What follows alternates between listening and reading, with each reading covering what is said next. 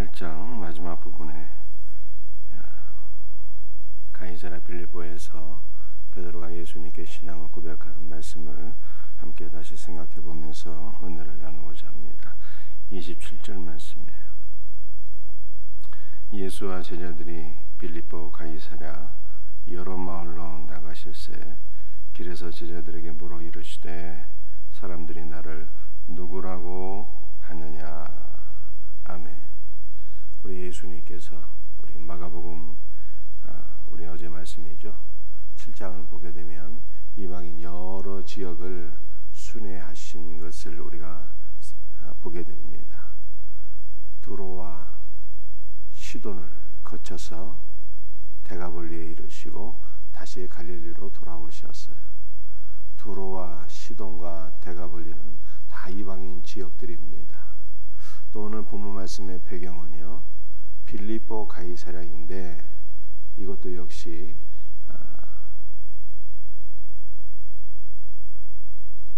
이방인의 지역이라 그래 할 수 있어요.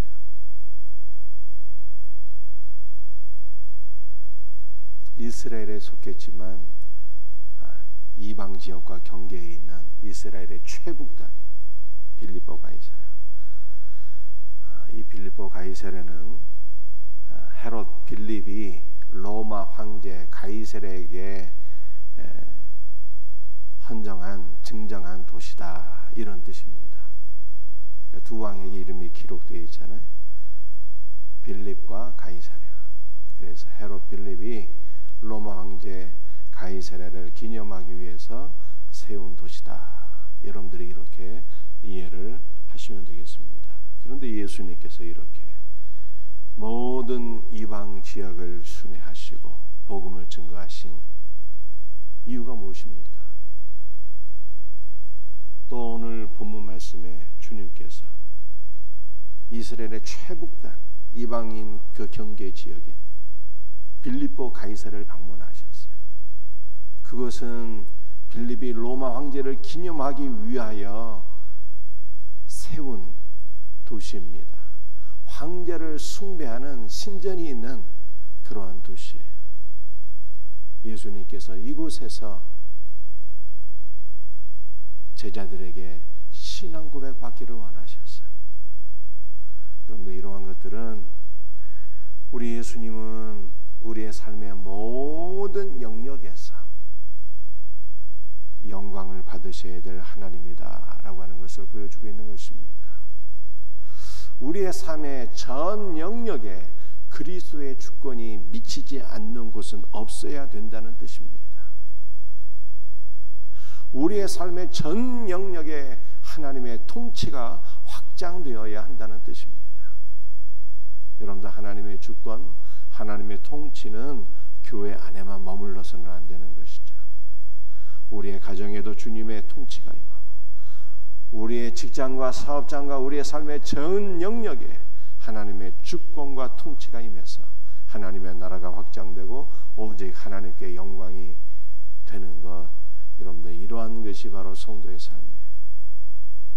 그러면 우리 주님께서 이방의 모든 지역에 복음을 증거하시고 하나님의 나라를 세우셨다라고 하는 것을 우리가 먼저 기억할 수 있으면 좋겠습니다.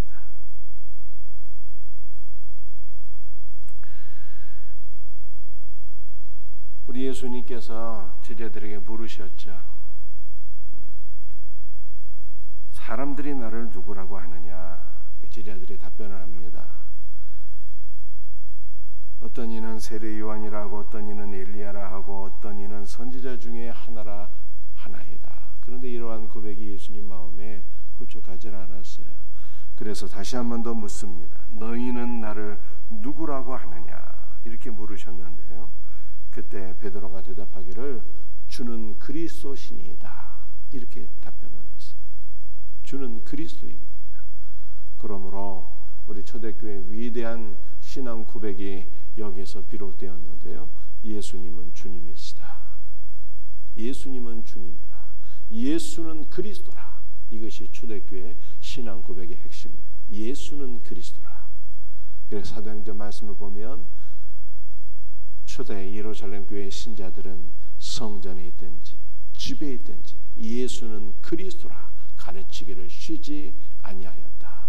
이렇게 말씀하고 있습니다. 예수는 그리스도. 여러분들, 그리스도는 하나님께서 기름 부어 세우신 우리의 구원자라고 하는 뜻입니다.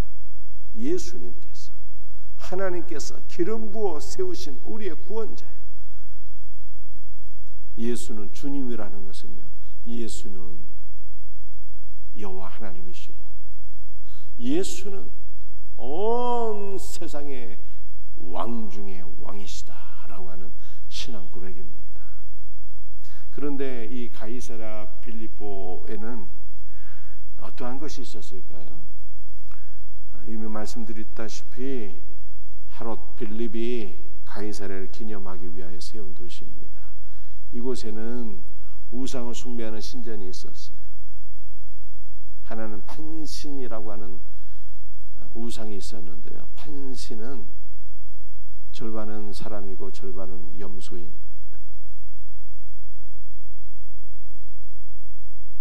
그러한 신인 거예요. 판신전이 있었고요.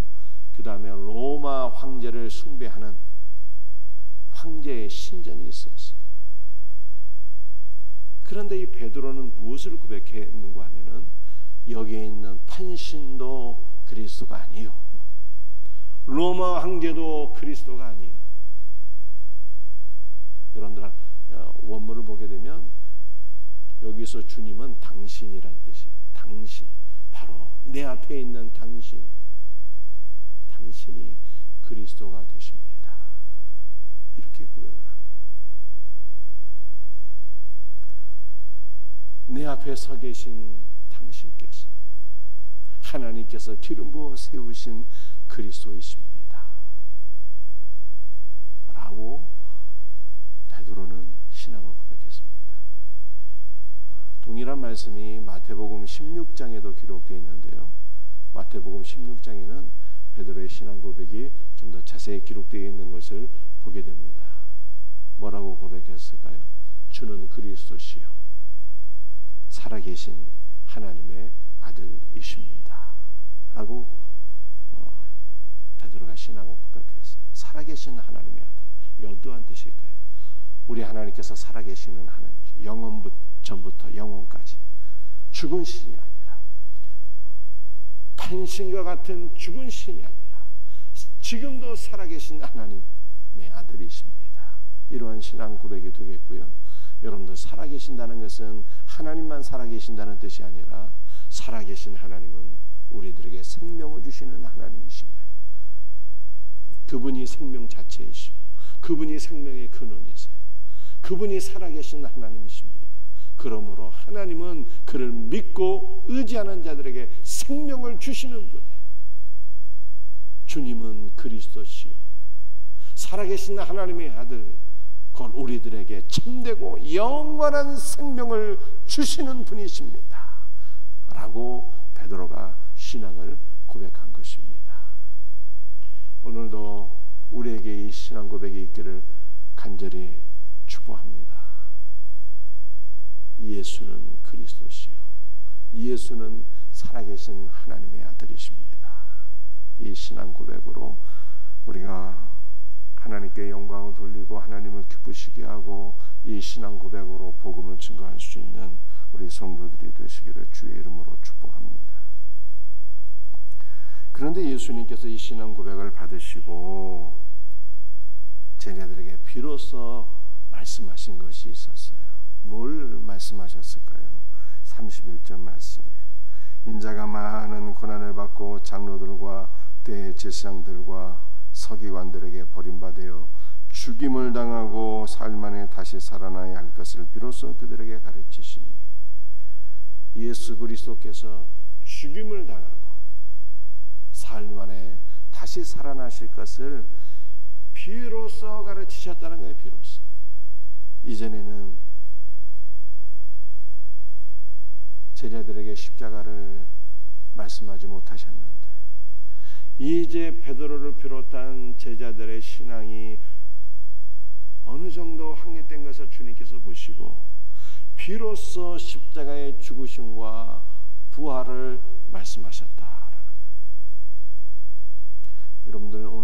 말씀은 바로 앞에 있는 말씀과 연결이 되어 있는데요. 어떤 말씀일까요? 22절 말씀을 제가 한번 읽어드릴게요. 베세다 이름의 사람들이 맹인 한 사람을 데리고 예수께 나와 손대시기를 구하거늘.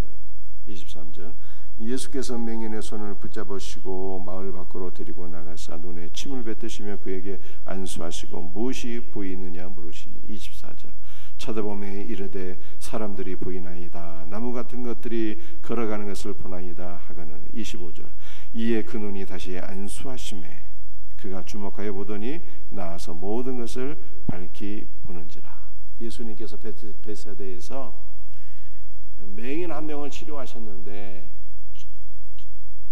예수님은 전능하신 하나님이시잖아요. 단번에 그를 치료하실 수 있으셨는데 두 번에 나눠서 치료하셨어요. 그의 눈에 침을 뱉으시며 안수하실 때 그가 시력을 회복했는데요. 처음에는 나무 같은 것들이 걸어가는 것을 보는 정도로 아주 희미하게 시력을 회복했어요. 사람을 보기는 보는데 사람의 형체가 뚜렷하지 아니하고 나무 같은 것이 걸어가는 것을 볼 정도로 아주 희미하게 시력을 회복한 것입니다. 그런데 두 번째 안수할 때는 시력이 온전히 회복되어서 그러니까 명확하게 사물을 관찰할 수 있게 된 것입니다. 두 번에 걸쳐서 이 맹인이 치료받게 된 것을 볼 수가 있어요. 여러분들 예수님은 전능하신 하나님이신데 왜 한 번에 치료하지 않으셨던 것일까요? 이것은 우리들의 영적인 신앙의 성숙도가 있다는 것을 보여주는 것입니다. 우리의 신앙이 두 단계로 이렇게 성장하게 된다라고 하는 것을 보여주는 거예요. 첫 번째 단계는 어떤 것일까요? 여러분들 예수님께서 기적을 행하실 때 많은 사람들이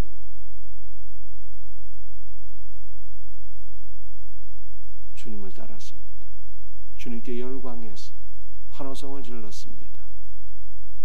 귀신을 내쫓으시고 병든 자를 치료하시고 오병이어의 역사를 통해서 굶주린 자들의 배를 채우시고 얼마나 놀라운 일입니까? 다 주님을 따랐어요.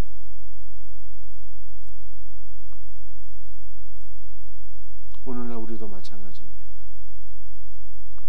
많은 사람들이 예수님을 믿게 되는데요. 다 자기중심적으로 예수님을 믿기 시작하죠. 자녀들을 위해서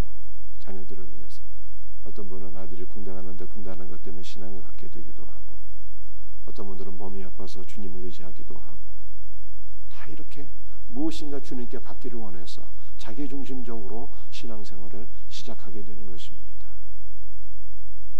그런데 두 번째 단계가 있는데 신앙이 깊어지게 되면 어떻게 되는 것입니까?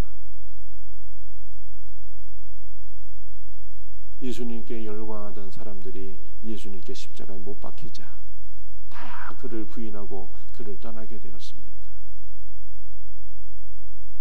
심지어는 예수님의 제자들도 다 주님을 떠나게 되었죠. 그런데 오순절에 성령을 받고 나서 비로소 참된 믿음을 갖게 되는 거예요. 예수님이 누구신지 보다 더 명확하게 알고 믿게 되고 그 예수 그리스도를 증거하는 복된 삶으로 나가게 되는 것을 보게 되는 것입니다. 이 신앙의 두 단계로 나눠지게 돼요. 그런데 오늘 본문 말씀을 우리가 통해서 확인하게 되는 것은 무엇입니까? 역시 신앙의 두 단계인데요. 첫 번째는 기적의 환호성을 일으키고 무엇인가 예수님을 따르면 많은 것을 얻게 되고 영광을 생각하는 것이죠. 첫 번째 단계. 두 번째 단계는 무엇입니까? 두 번째 단계는 예수 그리스도의 십자가에 동참하는 거예요. 두 번째 단계는 이것이 성숙한 신자의 삶이에요. 예수 그리스도의 십자가에 동참하는, 그리스도의 고난에 동참하는 단계. 그래서 예수님께서 이제 비로소 제자들이 처음에는 주님을 따를 때 막 주님의 능력을 보고 환호성을 질렀는데 이제 비로소 예수님께서 제자들에게 그리스도의 죽으심과 부활을 가르치셨다. 이렇게 말씀. 신앙의 두 번째 단계, 예수 그리스도의 십자가. 여러분들, 이것은 제자들이 오순절에 성령을 받은 사건과도 연결되어 있죠. 제자들이 오순절에 성령을 받게 될 때 비로소 예수 그리스도의 십자가를 온전히 깨닫게 되고 경험하게 되고 이 은혜를 전파하게 되는 거죠.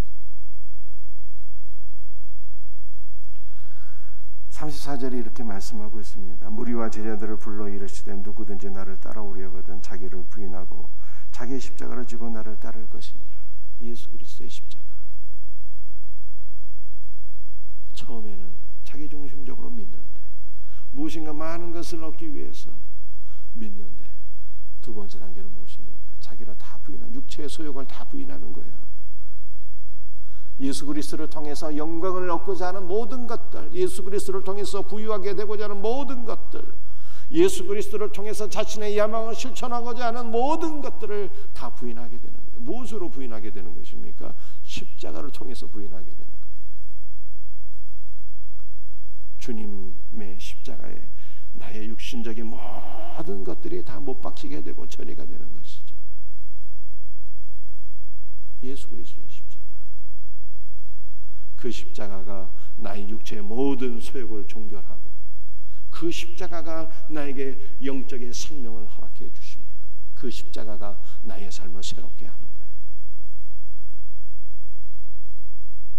십자가 두 번째 단계예요. 여러분들, 우리의 신앙이 이렇게 성장할 수 있는 은혜가 있기를 주의 이름으로 축복합니다. 어린아이의 신앙이죠. 첫 번째는 많은 것을 얻고자, 영광을 얻고자 주님을 따르는 것. 첫 번째 신앙의 단계에서 우리는 보다 성숙한 십자가의 삶으로 나가야 돼. 예수 그리스도의 십자가에 나의 모든 육체의 소욕이 처리되고, 예수 그리스도의 십자가가 나에게 생명을 주는 놀라운 은혜, 이 은혜를 경험할 수 있기를 주님의 이름으로